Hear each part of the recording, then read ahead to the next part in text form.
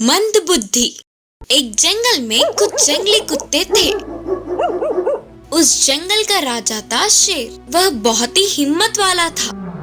एक दिन सारे कुत्ते मिलकर शेर के पास गए। उनमें से एक कुत्ते ने आगे आकर बोला, अरे ओ शेर, हम आज से तुम्हें इस जंगल का राजा के रूप में हम नहीं स्वीकारेंगे। अगर तुम हमसे विरुद्ध गए तो हम सब मिलकर तुम्हें घेर के मार देंगे। उनके बातों से शेर चौंक गया और बोला, मुझे देखते ही भागने वाले तुम लोग मेरे सामने ही खड़े होकर धमकाने लगे हो। अगर मैंने एक बार गर्जा ना तो डर के भाग जाओगे। फिर भी तुम्हारे जैसे लोगों से मेरा क्या काम। तब कुत्तों ने कहा, हमको देख तुम डर रहे हो ना, डरो डरो। शेर के एकदम से नहीं हिलने पर उनके बातों से शेर सच में डर गया करके मानकर वे सभी खुश हुए। फिर वो सब एक पेड़ के नीचे मिले। उनमें से एक कुत्ते ने आगे आकर कहा, इस जंगल के लिए हम सब मिलकर एक राजा का चुनाव करेंगे। तुरंत दूसरे कुत्ते ने बोला, हाँ बिल्कुल करेंगे, यही सही होगा। बाद में और एक कुत्ते ने कहा, ठीक है फिर तुम सब मिलकर मुझे राजा के रूप में चुनाओ। तब दूसरे कुत्ते ने कहा, क्यों, मैं राजा नहीं बन सकता क्या? इसीलिए मुझे ही राजा बनाओ। ऐसे एक दूसरे से मैं राजा बनूंगा करके बोलते हुए बहस करने लगे। आखिर में यह बहस बढ़कर लड़ाई हुई और ऐसे एक दूसरे को ही काटते हुए घाव पहुंचाने लगे। ऐसे थोड़ी देर के लिए ये युद्ध होने के बाद सभी घायल होने पर सारे अपने अपने रास्ते भाग गए। इस पूरी लड़ाई को शेर दूर से ही देखता हुआ, यह सारे कुत्ते कितने मंदबुद्धि है, बोलते हुए उनके बेहाल को देख हंस पड़ा और तुरंत शिकार करने के लिए जंगल गया। इस कहानी से हमें यह शिक्षा मिलती है कि मंदबुद्धि वाले लोग हिम्मत वालों का कुछ भी नहीं बिगाड़ पाएंगे। भेड़ की लड़ाई और मुर्गी की होशियारी। एक गांव में एक किसान रहता था। उस किसान के पास एक भेड़ और एक मुर्गी थे। उन्हें किसान बहुत ही ध्यान से पालता था। वे अच्छे से खाकर पुष्ट थे। एक दिन और थोड़े भेड़ और मुर्गी के बच्चों को घर ले आया किसान। वे सब चिल्लाते हुए यहाँ वहाँ घूम रहे थे तो मुर्गी ने भेड़ से कहा, अब तो तेरा काम हो गया रे, कल या परसों तुम्हें मेले में बलि चढ़ा देंगे। तब भेड़ ने हंसते हुए जवाब दिया कि अरे मेरी पगली, घर में ज्यादा मेहमान के आने पर ही मेरी जरूरत पड़ती है। कल इस घर के दामाद आ रहे हैं, मुझे अभी पता चला। अब से तेरी कुकड़ू को खत्म। तब मुर्गी पूछी, ऐसा क्या? तब भेड़ ने कहा, हाँ रे, फिर 2-3 लोग आएंगे तो तुम्हारे ही काम होगा ना, मेरी जरूरत इतनी जल्दी भी नहीं होती। तब मुर्गी ने भेड़ से कहा, अच्छा तू मुझे बचाने के लिए कोई रास्ता बोलना करके पूछी। तो भेड़ ने कहा, कुछ नहीं, कल तू ना बेहोश होने की नाटक कर तो तुझे कुछ हुआ है करके तुम्हें ना काटते हुए तेरे मुंह में दवा डाल देंगे। उसके अगले दिन ही किसान के उसे पकड़ते ही चाल के अनुसार ही मुर्गी ने बेहोश होने का नाटक किया। उसे देखते ही किसान, अरे इसे नहीं काटना चाहिए करके सोचकर बाजार जाके एक और मुर्गी को ले आया। यह सब देख मुर्गी, मुसीबत टाली करके सोचकर चैन की सांस ली। उस वर्ष खेत के अच्छे से उगने पर दावत रखने का किसान ने सोचा और उस दावत में भेड़ की बलि देकर सबको खाना खिलाने का निर्णय किया। यह बात पर मुर्गी ने ध्यान दिया। तब मुर्गी ने भेड़ के पास जाकर कहा, हमारा किसान दावत रखने की सोच रहा है, अब से तेरी चिक-चिक नहीं होगी, हर रोज चिल्ला चिल्ला कर मुझे परेशान ही कर रहा है। तब भेड़ ने कहा, फिक्र मत कर, तेरी आवाज भी कम होगी, एक ही बार में मेरी लड़ाई और तेरी होशियारी दोनों ही खत्म होंगे। दावत के लिए किसान मुहूर्त निकालकर दोनों को मेहमानों के साथ ले जा रहा था। भेड़ के गले में माला डालकर तिलक लगाया और रस्सी बांधकर ले जा रहा था। उनमें से एक ने मुर्गी को अच्छे से अपनी पीठ पर बिठाकर ले जा रहा था। बेचारे वे दोनों ही परेशान होकर हमारा काम खत्म करके सोचते हुए दुखी हो रहे थे। इतने में ही मुर्गी के दिमाग में एक अच्छी चाल आई और उसने भेड़ से धीरे से कहा कि मैं मौका देख के मुझे पकड़ने वाले पर अपनी चोंच से जोर से घायल करूंगा और उस गांव से वो मुझे छोड़ देगा। तब तुरंत तुझे ले जाने वाले पर चढ़ के फिर से अपनी चोंच से हमला करूंगा। उसके गांव से तेरा भी लस्सी वो छोड़ देगा। तो तुम बिना देर किए जल्दी से भागो और मैं तुरंत उड़कर तेरे ऊपर बैठूंगी। और मौका देख के अचानक जोर से मुर्गी ने हमला किया। उस गांव से चिल्लाकर इसने उसे छोड़ दिया। तुरंत बिना देर किए भेड़ को ले जाने वाले के पीठ पे भी जोर से हमला किया और उसने भी चिल्लाते हुए रस्सी को छोड़ दी और तुरंत मुर्गी भेड़ के ऊपर चढ़कर बैठ गई।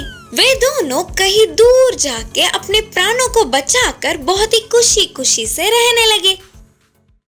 आलसी गधा। एक गांव में एक व्यापारी रहता था। वह व्यापारी सब तरह के सामान बेचता था। बाजार में कम दाम में खरीदने वाले सामानों को गांव में जाकर घर घर बेचता था। उन सामानों को उठाने के लिए उसके पास एक गधा था। सामानों को पोटली में बांधकर उस गधे के पीठ पर रख के बाजार से गांव तक और गांव से उसके घर तक घुमाया करता था। पूरा दिन भारी सामानों को उठाने से बेचारा गधा थक जाता था। एक दिन व्यापारी ने बाजार में नमक खरीदा। वो तो पहले से ज्यादा भारी था। गधा उस भारी पोटली को उठाते हुए व्यापारी के पीछे आ रही थी। उस दोपहर में बहुत धूप थी। गधा और ज्यादा थक गया और उसे प्यास होने लगी। उतने में एक तालाब आया। गधा तुरंत उस तालाब के पास गया। उस तालाब में फिसलकर गधा नमक के बोरियों के साथ गिर पड़ा और वह पानी में डूब जाने के डर से हाथ पैर हिलाने लगा। लेकिन वह अनजाने में तैरने लगा और उसके पीठ का भारी सामान हल्का होने लगा। फिर गधे ने तुरंत किनारे पर आके पानी को सुखा लिया। गधे ने ध्यान दिया कि उसके पीठ का भारी बोरी हल्की हो गई और उसके पीठ को आराम मिला। उस रात गधा सोचने लगा कि ऐसा चमत्कार कैसा हुआ, लेकिन उस बेचारे गधे को क्या पता कि पानी में नमक घुल जाता है। अगली बार अगर बोरियां भारी होंगे तो इस तालाब में कूदने का निर्णय लिया। अगले दिन व्यापारी ने कपड़े खरीदे। तब व्यापारी ने सोचा, कल मेरी कमाई अच्छी नहीं हुई, आज ढेर सारा लाभ उठाना ही पड़ेगा। सोचते हुए पहले से भी ज्यादा सामान खरीदा और उस सामान को गधे के पीठ पर रखा। फिर से गधे को पैर और पीठ ज्यादा दर्द होने लगे और वह तुरंत तालाब के पास जाकर पानी पीने का नाटक करते हुए पानी में कूद गई और पूरी पोटली भिगाने के लिए अपने हाथ पैर चलाने लगा। लेकिन हल्का ना होकर और ज्यादा भारी हो गया और गधे को तो पता भी नहीं था कि वो नमक नहीं बल्कि कपड़े थे। अब पोटली भारी होने के वजह से गधा डूबने लगा। तभी व्यापारी ने तालाब में कूदकर गधे को बाहर निकाला। उस रात गधे को बहुत दुख हुआ, साथ ही पहले से ज्यादा पैर और पीठ दर्द होने लगे और भीगे कपड़ों को उठाने के वजह से जुकाम भी हो गया। तब गधे को अपनी गलती समझ में आ गई। उसने सोचा कि अब कभी भी अपने काम से बचने के लिए गलत रास्तों का प्रयोग नहीं करेगा। बिच्छू और कछुए की कहानी। एक जंगल था। उस जंगल में एक तालाब था। उस तालाब के किनारे एक बिच्छू और उसी तालाब में एक कछुआ रहते थे। एक दिन बिच्छू को पानी में घूमने की इच्छा जागी, लेकिन बिच्छू को तैरना नहीं आता था। इससे कछुआ दिखा तो उससे बिच्छू ने कहा, कछुए मामू, मुझे अपनी पीठ पे बिठाकर थोड़ी देर पानी में इधर उधर घुमाओ ना।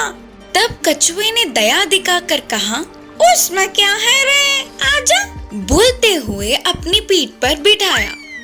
तो ऐसे कछुआ पूरे तालाब में इस कोने से उस कोने से घुमा रही थी। लेकिन बिच्छू तो ऐसे खाली पीली बैठ नहीं पाई। इस कछुए की पीठ तो बहुत मजबूत होती है ना, लेकिन मैं अगर इसे डंक मारूंगा तो इसे फर्क पड़ेगा कि नहीं करके बिच्छू को संदेह आया। तो तुरंत कछुए को डंक मारने लगी। बेचारी कछुए को बहुत दर्द हुआ और वो दर्द बर्दाश्त ना कर पाते हुए बोली, दामाद जी, आपने ऐसा क्यों डंक मारा? तब बिच्छू ने हंसते हुए कहा, मजाक में डंक मारना मेरी आदत है। इस बात से कछुए को बहुत गुस्सा आया और इस बिच्छू को किसी भी तरह सबक सिखाने का निर्णय किया और तुरंत कछुआ पानी के अंदर डूबने लगी। तो अचानक से बिच्छू डर के आश्चर्य हुआ और बिच्छू को पानी में सांस न आने पर वो तड़पने लगी। कछुए मामू, क्यों ऐसे पानी में डूब रहे हो? तो कछुए जवाब दिया कि मजाक में पानी में डूबना मेरी आदत है रे। बोलते हुए पानी में डूब गई। ऐसे अचानक कछुए के पानी में डूबने से बिच्छू को सांस न आई और वो बहुत तड़पने लगी। फिर थोड़ी देर बाद धीरे से कछुआ बिच्छू को अपनी पीठ पर बिठाकर तालाब के तट पर ले आकर छोड़ दिया। तब कछुए ने बिच्छू से कहा, देखा, तेरी मजाक तुझ पर ही उल्टी पड़ गई। तूने मुझे कितना दुख दिया, इसीलिए तुझे एक अच्छी सबक सिखाने के लिए मुझे ये करना पड़ा करके बोली।